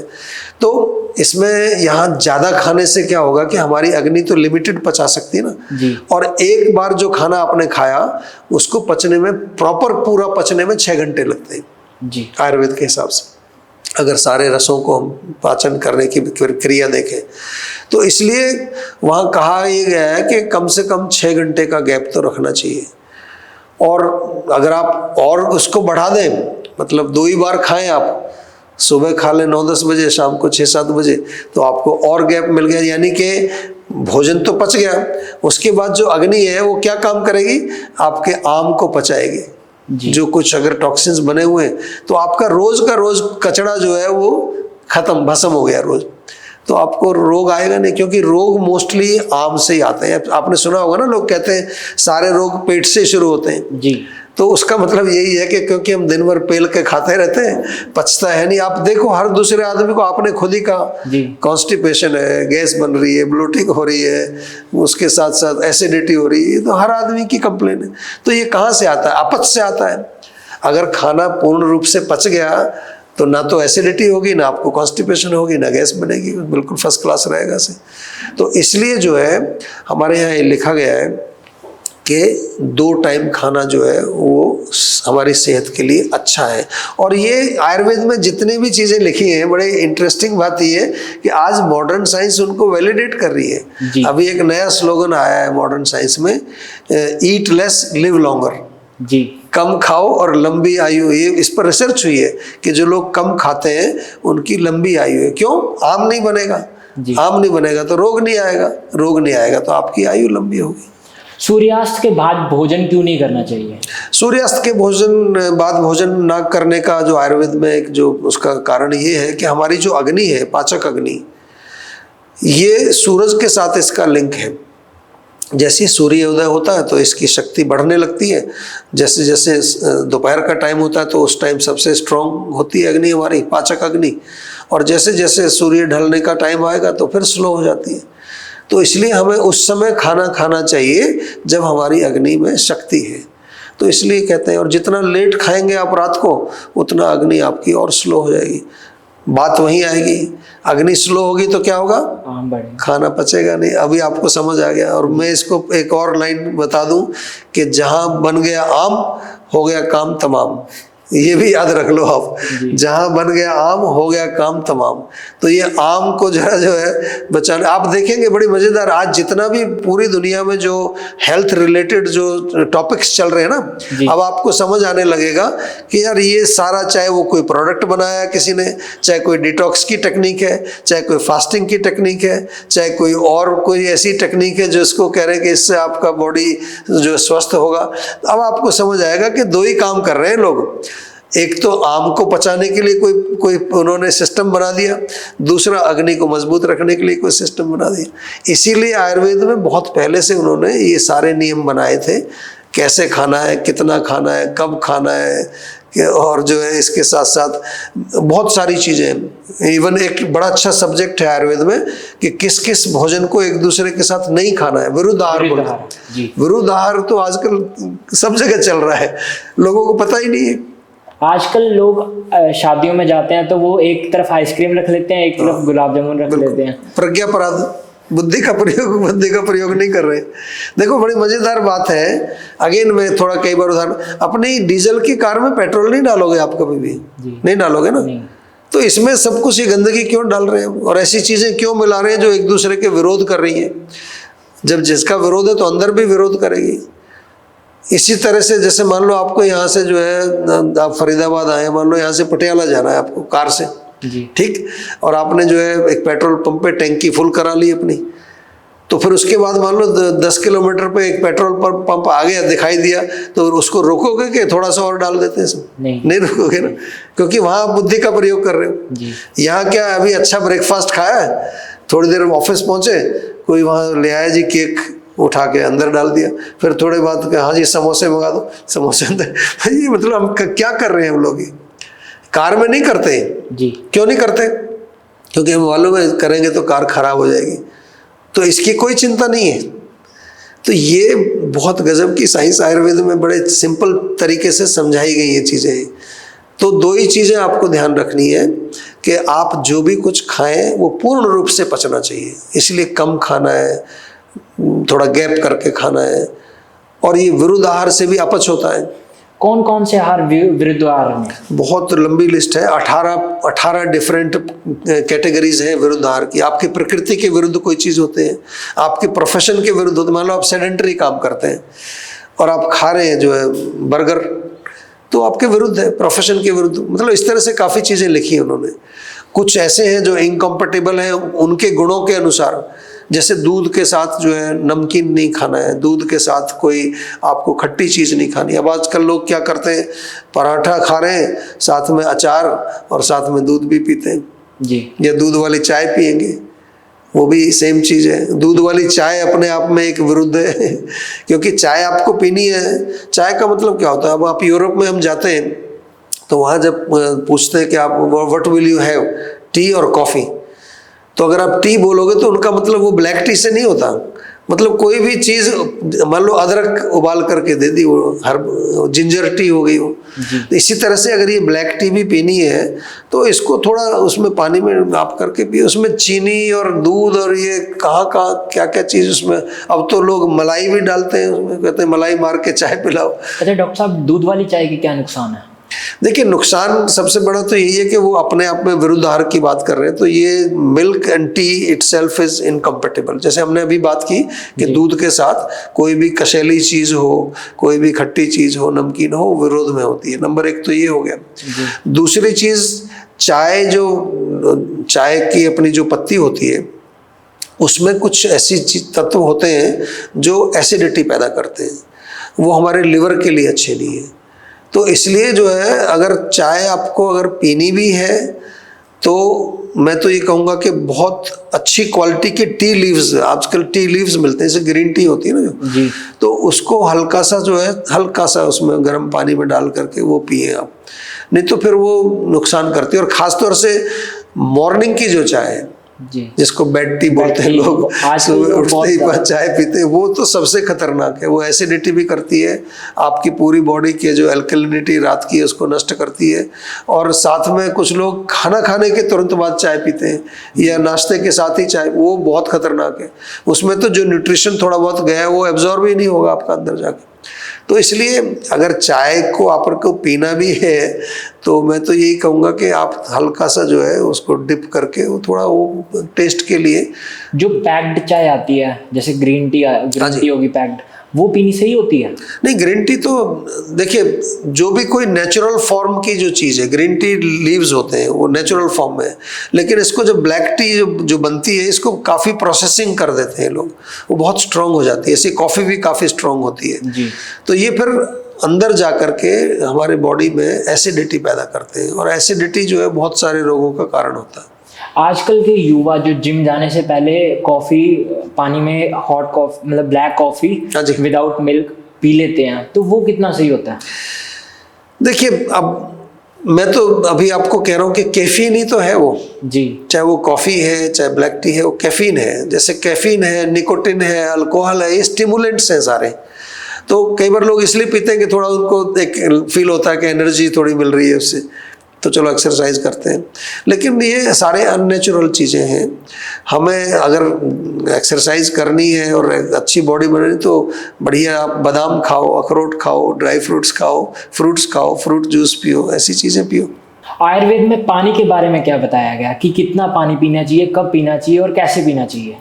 ये भी आपका प्रश्न बहुत अच्छा है, क्योंकि पानी को लेकर के भी लोग बहुत कुछ लोग तो कहते हैं सुबह उठ के 2 लीटर पानी पी लो जी, कुछ कहते हैं, मैंने ऐसे लोग देखे हैं जो पूरे दिन भर में 6-7 लीटर पानी पीते हैं। तो पहली बात तो आप अपनी किडनी को ही डिस्ट्रॉय कर रहे हो, क्योंकि सारा फिल्ट्रेशन तो किडनी को करना पड़ता है ना। आयुर्वेद की दृष्टि से ये लिखा है कि अगर अधिक पानी आप पिएंगे तो हमारी तो अग्नि की बात आती है, घूम फिर के वहीं आती है अग्नि, पाचक अग्नि है। अग्नि पे आप जितना पानी डालोगे तो बुझ जाएगी वो। तो ऐसा लिखा है कि ज़्यादा पानी पीने से अजीर्ण होता है, इंडाइजेशन होता है, अपच होता है, और अपच होगा तो क्या होगा? आम बनेगा। आम बनेगा, और आम बनेगा तो क्या होगा, बीमारी काम तमाम हो जाएगा। तो ये अब आप इसको याद कर लीजिए। तो इसलिए पानी जो है अगेन वही आता है प्रकृति के अनुसार। आप कफ प्रकृति के हैं तो आपको ऑलरेडी बॉडी में ज़्यादा वाटर कंटेंट है तो उतना पानी नहीं चाहिए। वात वाले हैं तो उनको भी पानी थोड़ा गुनगुना पीना चाहिए, अच्छा रहता है। और जो पित्त वाले हैं उनको पानी थोड़ा ज़्यादा पी सकते हैं क्योंकि हीट ज़्यादा होती है। तो प्रकृति के अनुसार है, लेकिन जनरल आप अगर किसी को कहें तो लगभग 2 लीटर पानी हम दिन में पी सकते हैं। पर उसमें ऐसा नहीं कि सुबह उठ के ही 2 लीटर पी जाएं जी। तो सुबह आप 1 गिलास या मैक्सिमम 2 गिलास गुनगुना पानी पिए तो अच्छा रहता है, उससे मोशन भी क्लियर होता है और सुबह आपके बॉडी के अंदर जल की क्वांटिटी जाती है, एल्कलिनिटी बढ़ती है उससे। अच्छा डॉक्टर साहब, कई लोग बोलते हैं कि पानी को सिप सिप करके पीना चाहिए, एक साथ नहीं पीना चाहिए, क्या ये आयुर्वेद में इसके बारे में क्या कहा गया है? नहीं, वो तो लिखा है आयुर्वेद में कि ये भी लिखा है कि जब प्यास लगे तभी पिए और घूंट घूंट करके पिए, मतलब एकदम से गटा करके पानी नहीं पीना चाहिए। ऐसे ही खाने का भी लिखा है कि खाना भी जब खाएं तो अच्छी तरह से उसको चबा करके च्यू करके खाएं। उसमें तो खैर लिखा है कि 1 ग्रास जो खाते हैं वो 32 बार चबाना चाहिए उसको जी। लेकिन कहने का मतलब ये है कि उसको गिनने नहीं बैठ जाओ आप मतलब उसको अच्छी तरह से एक चबाओ ताकि वो लिक्विड हो जाए। एक अंग्रेजी में भी कहावत है ना, ड्रिंक योर सॉलिड्स, है ना जी जी। जो सॉलिड्स हैं उनको ड्रिंक करना है, यानी कि उनको इतना चबाओ कि उनको, एंड ईट योर लिक्विड्स, यानी कि पानी पिए उसको ऐसे करो जैसे आप खा रहे हैं उसको। डॉक्टर साहब, ऐसा पहले बुजुर्ग कहा करते थे कि अगर खड़े होके पियोगे तो आपके गोडे जाम हो जाएंगे, क्या ये सही है? नहीं, देखिए हर चीज की एक विधि है ना। तो खड़े होके पानी क्यों पीना चाहिए, खड़े होके खाना क्यों खाना चाहिए, ये तो आजकल का फैशन है। तो हमेशा जो भी खान पान आपको करना है वो बैठ करके ही करना चाहिए। कोई भी चीज़ आप पी रहे हैं, कोई भी चीज़ खा रहे हैं, आराम से बैठ करके शांति से धीरे धीरे उसको शांत मन से उसका सेवन करना चाहिए। तो खड़े होकर पानी पीना नहीं अच्छा है, वो उससे गोडे जाम हो या ना हो, वो गलत तरीका ही गलत है। डॉक्टर साहब, मैं यहाँ पे जीवाग्राम आया तो मैंने यहाँ पे एक अनोखी चीज देखी कि यहाँ पे तांबे के बर्तन में पानी पिला रहे हैं। हाँ जी। और कुल्हड़ में पानी दिया जाता है। हाँ जी। तो इसके क्या फायदे हैं? देखिए जीवाग्राम, पहले तो आपको मैं बता दूं, ये पूरी जो है ग्रीन बिल्डिंग है और अभी आप दिखाएंगे आपको थोड़ा। यहाँ पूरी दीवारें जो है हमारी वो मिट्टी से पेस्टेड है, कोई केमिकल नहीं है। और जितना भी यहाँ पर जो पूरा वातावरण है वो इको फ्रेंडली है। तो तांबे के बर्तन में तो आपको मालूम है, तांबे के उसमें जब बर्तन में पानी रखते हैं तो बहुत सारी हमारे हार्ट के लिए अच्छा है, ब्लड प्रेशर को मेंटेन करता है। और मोस्ट इम्पॉर्टेंट, पानी के अंदर कोई भी अगर किसी तरह की कोई बैक्टीरिया वगैरह हो, कोई कंटेमिनेशन हो तो उसको डिसकंटेमिनेट करता है। और कुल्हड़ तो क्योंकि अर्थ फ्रेंडली है तो हमारे यहाँ तो सब चीज़ें आप देखेंगे पत्तल पर खाना खिलाते हैं और सब यहीं बनाते हैं, यहीं इसी कैंपस में सब चीज़ बनती है। तो कहने का मतलब ये है, अगर एक लाइन में मैं बताऊं, जीवाग्राम में जब आप आते हैं तो हम आपको बैक टू नेचर जी, या फिर जो है अपनी जड़ों से वापस ले जाते हैं। हमने यहाँ पर एक रूरल किचन भी बनाई है, उसमें चक्की से आटा पीसते हैं, चूल्हे की रोटी बनाते हैं, दूध बिलो करके छाछ बनाते हैं, मक्खन निकालते हैं, सिल पर चटनी बनाते हैं। ये हम जो हमारे यहाँ रोगी आते हैं उनकी केवल थेरेपी नहीं करते, उनको हम काफ़ी चीज़ें सिखाते हैं। उनकी एक प्रकृति क्लास अलग से होती है, होम रेमेडीज़ की क्लास अलग होती है, आर्ट थेरेपी जहाँ कुल्हड़ वगैरह वो बनाते हैं अपने आप, वो अलग क्लास होती है, राग चिकित्सा अलग होती है। तो ये अपने आप में एक यूनिक सेंटर हमने बनाया है जिसमें जो हम कहें कि जो वास्तव में आयुर्वेद की चिकित्सा लिखी है, जिसमें कि युक्ति विपाश्रय जो फिजिकल लेवल, माइंड के लेवल पर, यहाँ हमारे यहाँ जब आप आएंगे तो देखेंगे हर जगह आपको मंत्र उच्चारण चल रहा है। तो कई लोग तो यहाँ बताते हैं हमें कि हमें यहाँ 50% तो हम यहाँ ऐसे ही ठीक हो जाते हैं आने के बाद। पूरा ग्रीन, चारों तरफ आपको ग्रीनरी मिलेगी, सात्विक भोजन, बिना प्याज लहसुन का खाना मिलेगा आपको, और टेस्टी खाना है, बहुत बढ़िया स्वादिष्ट भोजन है।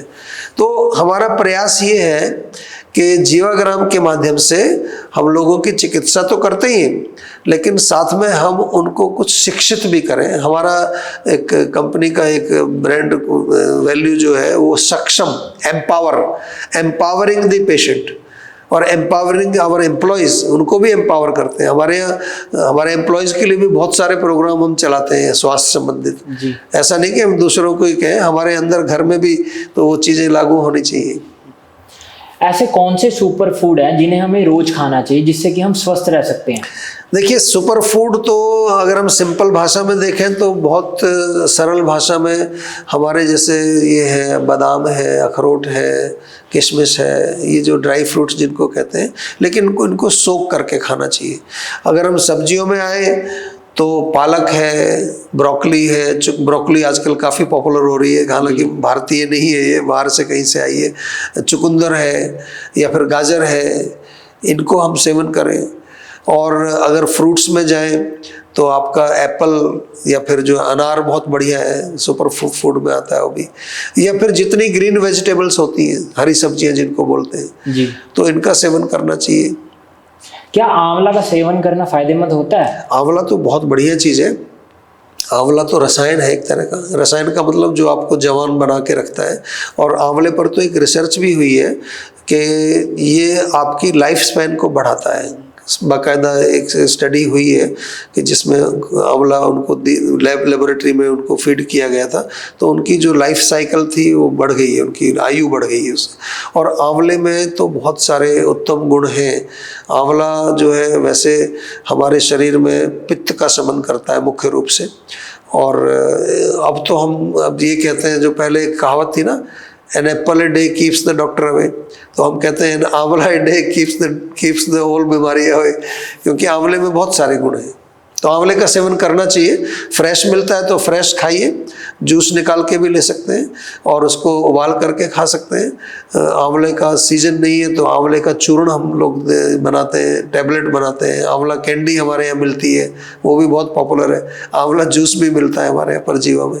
तो ये सब चीज़ें अवेलेबल हैं। डॉक्टर साहब, नंगे पांव चलने के क्या फायदे होते हैं? देखिए, अगेन बात वही है कि जो हमारा शरीर है ये 5 तत्वों से बना है। और 5 तत्वों से बना है तो जितना हम नेचर से जुड़े रहेंगे उतना ही हमारा शरीर भी स्वस्थ रहेगा। एक नेचुरल बैलेंस उसके लिए। तो आजकल क्या है कि हम लोग ज़मीन पर पैर रखते ही नहीं है। अब तो घर में भी लोग जूते पहन के घूमते हैं। आजकल लोग फ्लैट्स में भी रह रहे हैं। हाँ, फ्लैट्स में तो वहाँ पर भी तो वहाँ तो है ही नहीं। तो कोशिश तो ये रहनी चाहिए कि आप ग्रीन ग्रास में नंगे पैर चले। हमने तो यहाँ जीवाग्राम में पूरा एक रिफ्लेक्सोलॉजी का पाथ बनाया है। 5 तत्व उसमें है। उसमें जो है पानी भी है, मिट्टी भी है, फिर कुछ पेबल्स लगाए उसमें ताकि एक्यूप्रेशर मैग्नेट भी है। तो और पूरा अच्छा एक वॉकिंग पाथ है यहाँ पर। तो कोशिश करनी चाहिए कि हम जो है अर्थ यानी कि पृथ्वी से जुड़े रहें। और बहुत सारी नेगेटिव एनर्जी हमारी जो है वो घास पर चलने से चली जाती है। Not only physical level, mental level, emotional level, आपका ब्लड प्रेशर नॉर्मल आता है, आपका मूड अच्छा होता है। आप जब अर्थ से कनेक्ट होते हैं तो एक नेगेटिव करंट जो बॉडी का होता है वो भी आपका शरीर से बाहर निकलता है। डॉक्टर साहब, अब हम बीमारियों के बारे में बात करना शुरू करते हैं। तो डायबिटीज को इंडिया की मतलब आजकल कहा जाता है कि हर चौथे 5वें इंसान को डायबिटीज है या फिर वो प्री डायबिटिक है। तो ऐसा क्यों है? देखिए, कारण उसमें आप बड़ा अच्छा प्रश्न है और मैं इस पर काफ़ी मैंने स्टडी किया है डायबिटीज़ के ऊपर। आप देखें तो आज से 50 साल पहले जब हम बच्चे थे छोटे, तो ये कहा जाता था कि डायबिटीज़ अमीरों का रोग है जी। तो कहने का मतलब ये था कि जो सेठ लोग थे, जो शॉपकीपर्स मोस्टली, वो जो बैठे रहते थे दिन भर, उनको डायबिटीज़ होती थी। और ऐसा होता भी था। बाकी सब लोग मेहनत का काम करते थे। लेकिन आज वो तो है कि लाइफस्टाइल डिजीज़ है, सेडेंटरी लाइफस्टाइल, लेकिन आजकल डायबिटीज़ उन लोगों को भी हो रही है जो वर्कर्स हैं, जो खेत में काम करते हैं, किसान, उनको भी हो रही है। तो लाइफस्टाइल डेफिनेटली इसका एक बहुत बड़ा कारण है। सेडेंटरी लाइफस्टाइल हमारा हुआ है। अब हर चीज़ आप ऑनलाइन ऑर्डर कर लेते हो, बाजार नहीं जाना है, पैदल नहीं चलना है। लेकिन उसके साथ साथ जो हमारा भोजन है वो भी बहुत बड़ा कल्प्रिट इसमें है कि हमारा जो खान पान है वो भी हमने इंपोर्ट कर लिया है बाहर से। पहले लोग, अभी वापस आ रहे हैं, मिलेट्स की बात करते हैं लोग। तो हमारे यहाँ तो बचपन में सर्दियों में बाजरे की रोटी खाते थे और उसमें फिर जो एक होती है उसको बोलते थे, आजकल जिसको कहते हैं ना मिक्स्ड, क्या मल्टी ग्रेन, हमारे यहाँ उसको बेझड़ की रोटी बोलते थे। उसमें जौ, चना और ये सब मिक्स करके, गेहूं की रोटी तो कभी कभी बनती थी।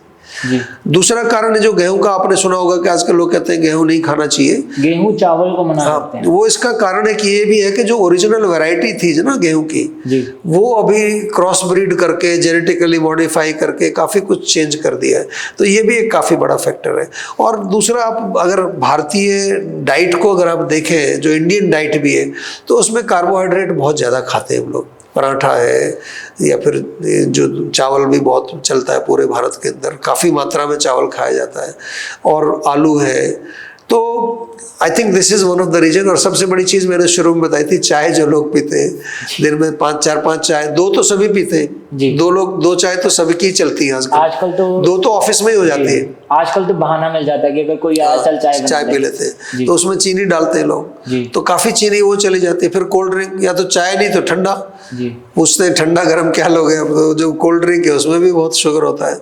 तो I think sedentary lifestyle definitely एक है, दूसरा जो है ये जो खान पान हमारा है, और तीसरा जो हमने जीवा में रिसर्च करके पता किया कि इमोशनल जो प्रॉब्लम्स हैं, हमारी मेंटल प्रॉब्लम्स हैं, उनसे भी डायबिटीज़ बहुत हो रही है लोगों को। और एक चीज़ और है जिसको मैं यहाँ पॉइंट आउट करना चाहूँगा, एक आपने नाम सुना होगा फैटी लिवर। जी। तो फैटी लिवर जो है वो बहुत कॉमन हो गया है अभी।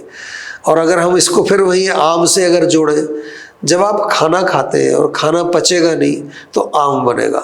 आम यानी कि एक चिकना पदार्थ, वो फैटी है एक तरह का, वो जाकर के भ्रमण करता है, वो लिवर में जमा होगा, पेनक्रियाज में जमा होगा, तो फिर आपका जो है शुगर होगा, आपको डायबिटीज़ आएगा।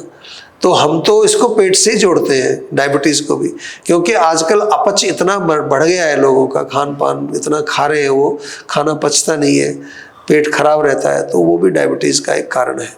कॉन्स्टिपेशन से आराम पाने के लिए लोग क्या कर सकते हैं? कॉन्स्टिपेशन का कारण पहले समझना चाहिए, बहुत सारे कारण उसके होते हैं। कई बार आंतों में ड्राइनेस होता है, अगर ड्राइनेस है तो भोजन में थोड़ा लुब्रिकेशन घी डाल के खाइए। अगर कारण आपका ये है कि आम जम गया है वहाँ पर और उसके कारण पेट साफ नहीं हो रहा है क्योंकि वो चिकना होता है जी, तो फिर आप आम का पाचन करिए। आम पाचन के लिए सबसे बढ़िया है सौंठ का चूर्ण थोड़ा ले लीजिए आप। और अगर कोई कारण आपको समझ नहीं आ रहा है तो सिंपल लेग्जेटिव लेना चाहिए, बहुत स्ट्रॉन्ग लेग्जेटिव ना लें।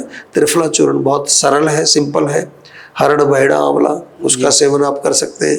हमारे यहाँ एक बड़ा अच्छा फार्मूला जीवा में हमने बनाया है मुक्ति चूर्ण के नाम से, वो आपको सेवन करना चाहिए। तो कॉन्स्टिपेशन हमेशा जो है उसको लाइटली नहीं लेना चाहिए, कॉन्स्टिपेशन को हमेशा दूर रखने की कोशिश करो क्योंकि कॉन्स्टिपेशन से बहुत सारी बीमारियां होती हैं। एक रिसर्च में सामने आया था कि हर चौथे इंसान को कॉन्स्टिपेशन है और उसको पता ही नहीं है कि वो कॉन्स्टिपेटेड है। पहली बात तो लोगों को ये नहीं पता कि कॉन्स्टिपेशन का क्या मतलब होता है। खासतौर से मैं तो पूरी दुनिया में भ्रमण करता हूँ, कई बार पेशेंट आते हैं मेरे पास तो मैं उनसे, ये तो हमारा एक क्वेश्चन होता है कि आपकी बाउल मूवमेंट्स कैसी हैं जी, तो कह रहे जी हम तो 3 दिन में एक बार जाते हैं, तीसरे दिन, और वो समझते हैं कि नॉर्मल है ये वो उनको ये नहीं पता कि कॉन्स्टिपेशन है। कह रहे जी तो नॉर्मल है, पूरी जिंदगी ऐसा ही चल रहा है जी। तो कॉन्स्टिपेशन का मतलब होता है कि 24 घंटे में एक बार आपको जो है मोशन क्लियर होना चाहिए। वो हार्ड स्टूल ना हो, सॉफ्ट ना हो, लूज ना हो, फॉर्म्ड स्टूल होना चाहिए। अगर ऐसा नहीं है तो कॉन्स्टिपेशन है। वैसे कॉन्स्टिपेशन का मतलब होता है कि 24 घंटे में एक बार भी बाउल मूवमेंट्स ना हो।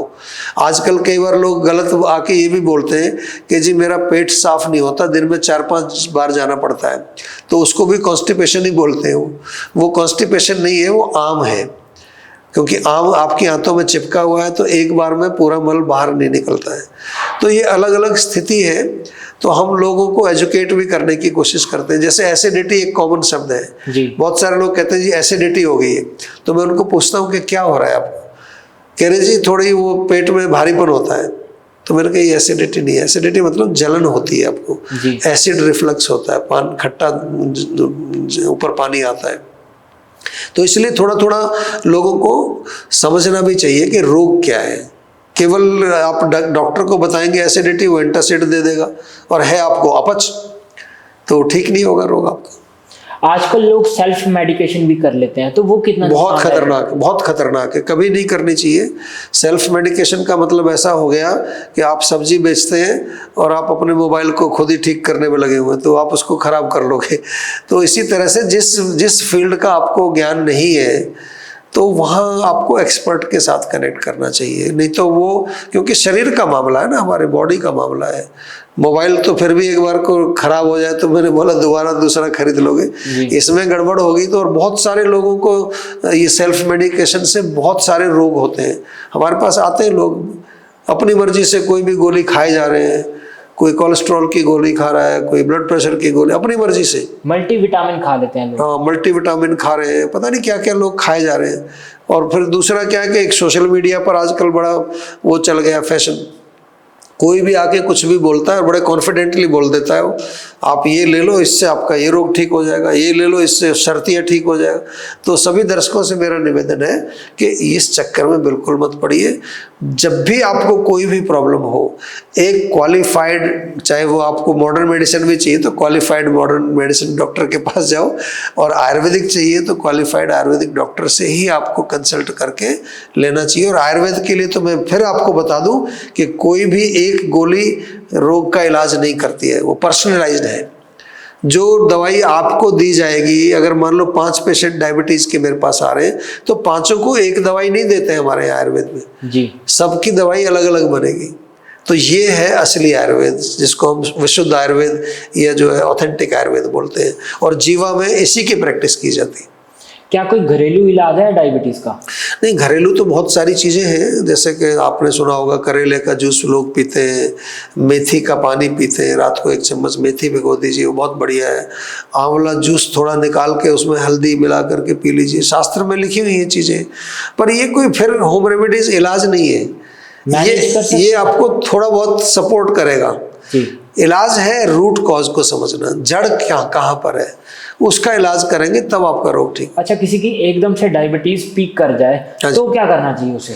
नहीं, पीक कर जाती है तो उसका इलाज करना चाहिए। ऐसा नहीं कि उसका कारण समझना पड़ेगा ना, कि डाइट खा रहे हैं तो डाइट में थोड़ा चेंज लाइए।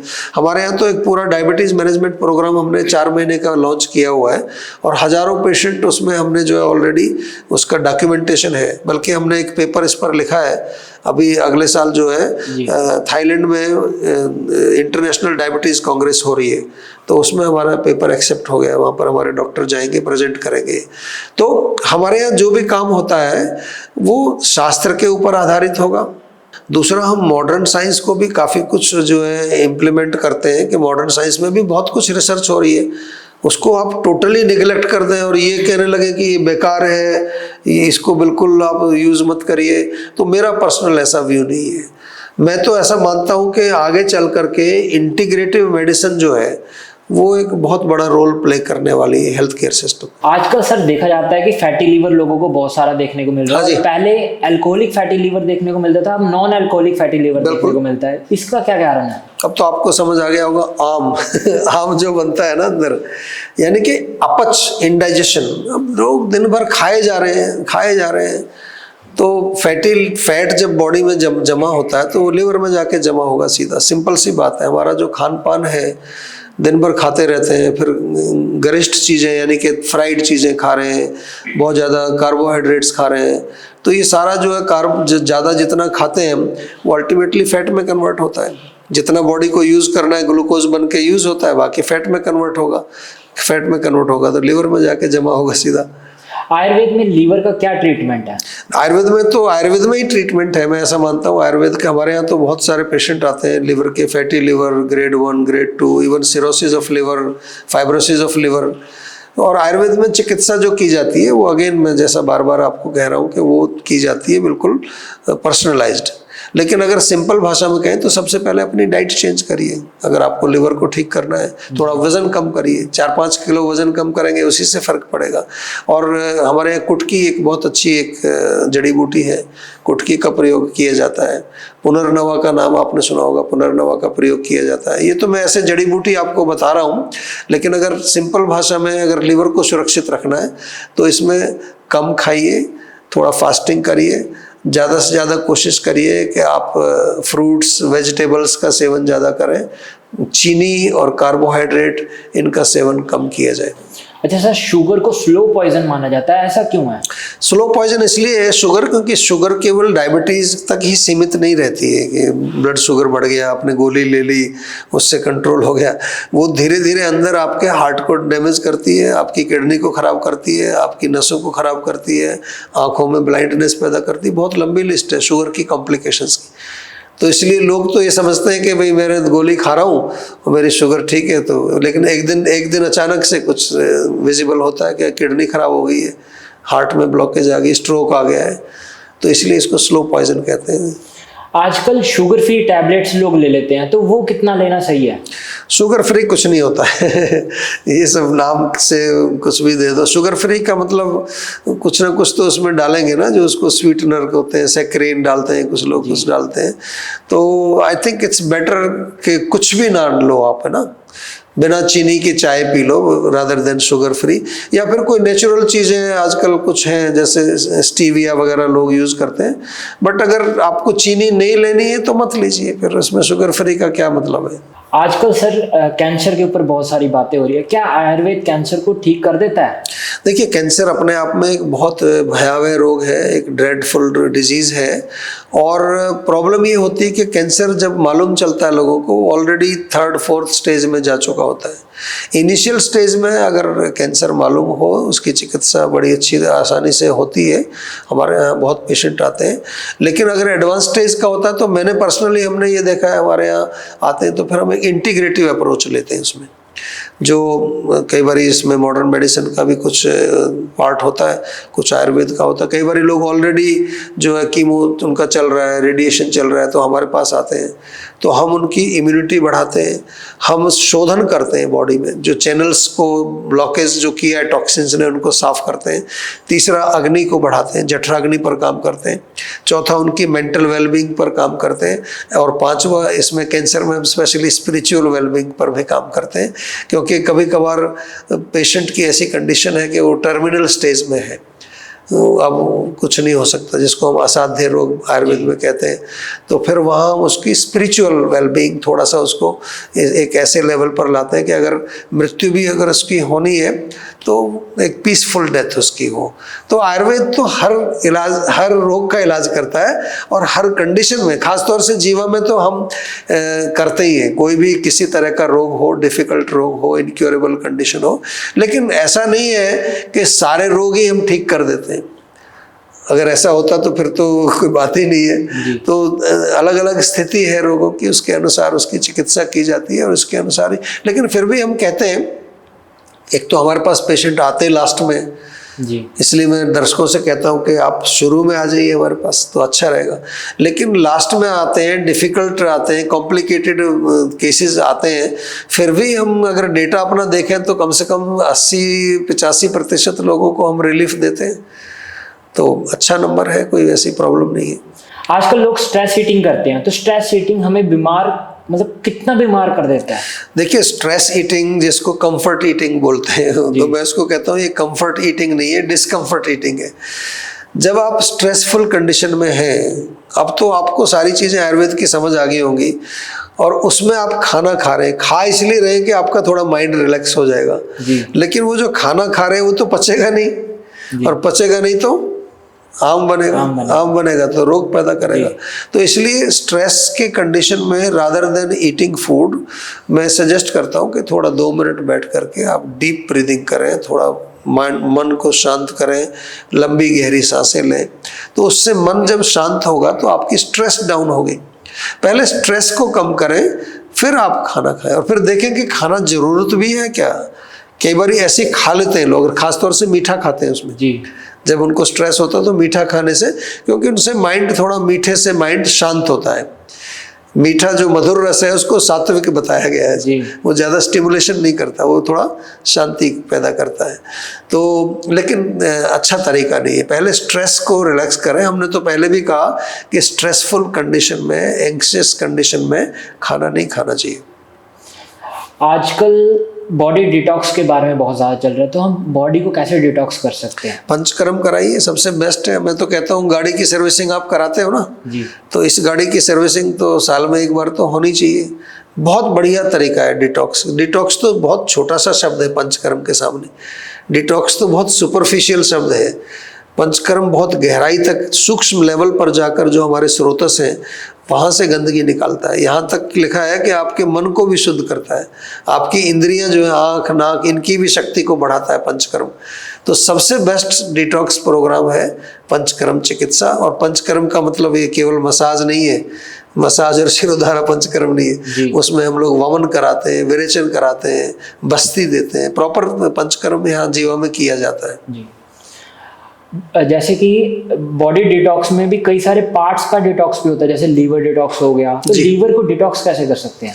देखिए, ऐसा कुछ हमारे शास्त्र में इस तरह का कहीं वर्णन नहीं है, तो सब मॉडर्न टेक्नोलॉजी टर्मिनोलॉजी लोगों ने बनाई है। हमारे यहाँ तो दोष के अनुसार होता है। अगर पित्त का प्रकोप है तो पित्त के लिए विरेचन करते हैं, कफ का प्रकोप है तो उसके लिए वमन करते हैं, वात के लिए बस्ती है, नाक से नस्य करते हैं अगर ब्रेन से रिलेटेड कोई प्रॉब्लम्स है। तो आयुर्वेद में बहुत साइंटिफिक तरीके से काम होता है। अब कुछ लोग आके बोल दें कि ये यहाँ पर ये फलाना जूस पी लो, इससे लिवर डिटॉक्स हो जाएगा, तो आई डोंट नो कितना वो सत्य है, क्योंकि उसका कहाँ है आपके पास कोई प्रूफ दिखाइए ना, या क्या प्रोसीजर क्या है उसका। हाँ, ऐसे सिंपल लिवर डिटॉक्स करना है तो फास्टिंग करिए, या कोई भी बॉडी के ऑर्गन को आपको डिटॉक्स करना है तो fasting is the best way. लंघनम परम औषधि, वही लंघन चिकित्सा जो है आयुर्वेद की। आजकल सर देखा जाता है कि लोगों को हार्ट अटैक बहुत ज्यादा आ रहा है, तो उसके क्या कारण है? मैं ऐसा मानता हूँ कि डेफिनेटली एक तो यंग एज में जो हार्ट अटैक आ रहा है, तो उसमें एक तो लोग आजकल ओवर स्ट्रेस्ड हैं, मानसिक लेवल पर भी और फिजिकल लेवल पर भी। कई लोग आपने देखे होंगे कि वो जिम में ही गिर गए हैं या डांस करते करते गिर गए हैं, तो कहीं ना कहीं जो है हार्ट जो है उनका कमज़ोर है, वीक है, और वो एक्सर्शन से और ज़्यादा वीक हो रहा है।